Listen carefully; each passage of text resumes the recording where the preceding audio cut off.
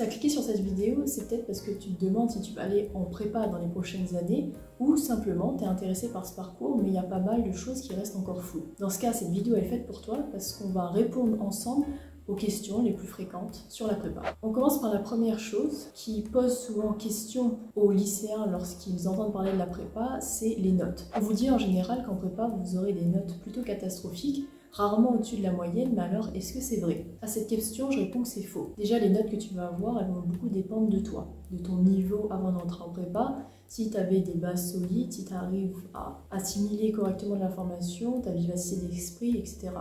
Donc c'est pas du tout dit qu'au début de ta prépa, tu auras des mauvaises notes. Au contraire, il y a même des étudiants qui arrivent à avoir des 15, des 16, des 17 dans les matières principales. Donc ceux qui disent que tu auras forcément des mauvaises notes en prépa, ils te mentent. Je dis pas non plus que tu auras que des bonnes notes en prépa, parce qu'il est vrai que certains étudiants commencent avec des 3, des 4, des 5. Mais ce qu'il faut voir en prépa, c'est l'évolution de tes notes et ta progression personnelle. On change complètement de référentiel parce qu'une note en elle-même, elle ne veut pas dire grand-chose.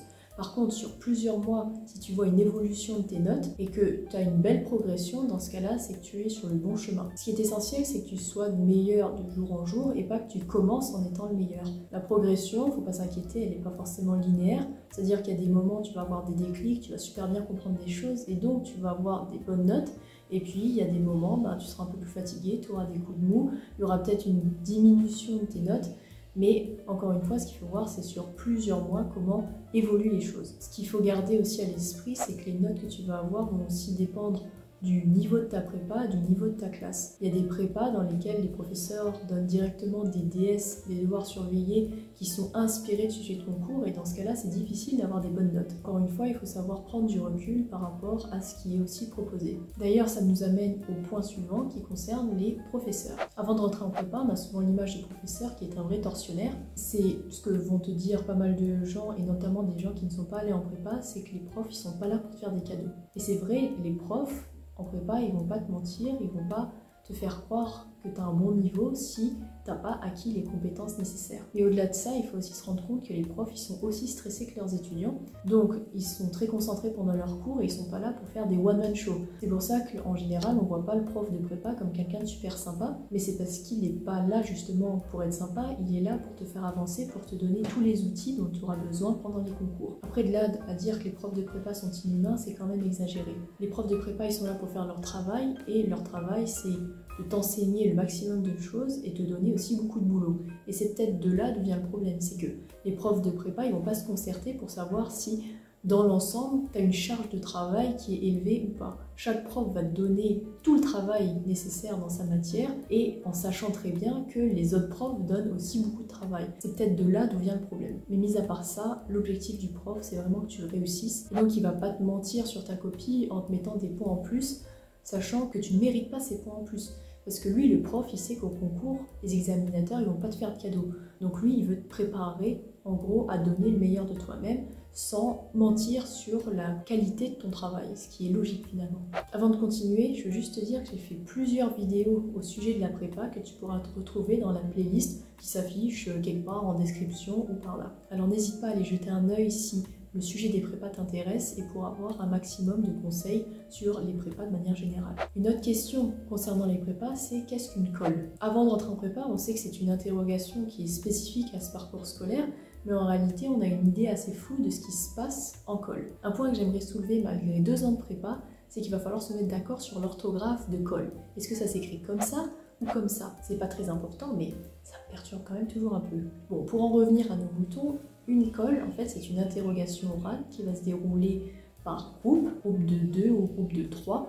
On va dire qu'on a un binôme de colle ou un trinôme de colle. Et la colle, elle va être menée par un colleur qui va être soit ton prof, soit le prof d'une autre classe, ou encore un étudiant qui a déjà intégré une école. Même si pendant la colle, on est par un groupe de 2 ou de 3 et qu'on est encadré simultanément par un même colleur, l'interrogation en elle-même, elle reste individuelle. Dans la pratique, la colle, elle se déroule en 2 temps. Dans un premier temps, le colleur va donner une question de cours. Alors cette question de cours, elle n'est pas aléatoire, elle est reliée au programme de la colle, et ce programme, c'est ton professeur qui va le donner et qui est relié au chapitre qui est étudié actuellement. Ensuite, dans un second temps, il va y avoir des exercices d'application, 1 ou 2 en fonction de ta rapidité. Et là, cet exercice d'application, c'est le colleur qui le choisit en fonction, encore une fois, du chapitre étudié. Un des objectifs de l'école, c'est de rester à jour dans son programme de révision, mais l'objectif principal, c'est de pouvoir préparer les oraux des concours.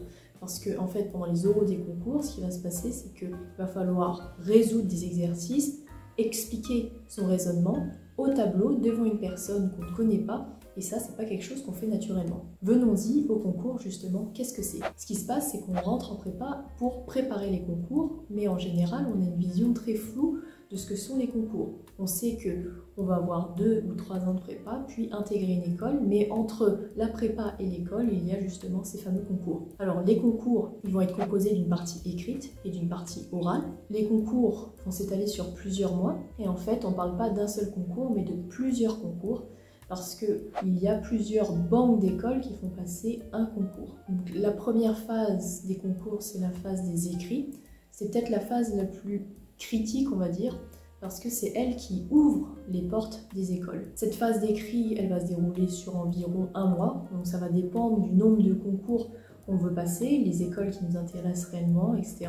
À la suite de ces écrits, il y a une période d'environ 1 mois et demi avant de commencer les oraux. Durant cette période-là, ce qui se passe, c'est qu'on a les résultats de nos admissibilités, c'est-à-dire que si on a réussi les concours écrits des écoles, eh bien, ces dernières nous permettent d'accéder aux oraux. La période entre les écrits et les oraux, elle va vous permettre de préparer spécifiquement les oraux des écoles pour lesquelles vous êtes admissible. Et donc pour préparer ces oraux, vous aurez des exercices qui seront proposés par vos professeurs. Il y a aussi un travail à faire par soi-même, notamment pour revoir les points qui nous posent encore problème. La préparation des oraux, elle ne se base pas que sur cette période d'1 mois et demi. C'est pour ça que je disais précédemment que l'école avait pour objectif premier de préparer les oraux, parce que c'est un travail continu qui permet d'envisager au mieux la phase des oraux. Une fois que les écrits et les oraux sont passés, dans ce cas-là, on a nos résultats concernant nos admissions. Moi, je trouve que la période des concours, ça peut sembler un peu paradoxal parce qu'il y a beaucoup de stress, c'est la meilleure période pendant la prépa,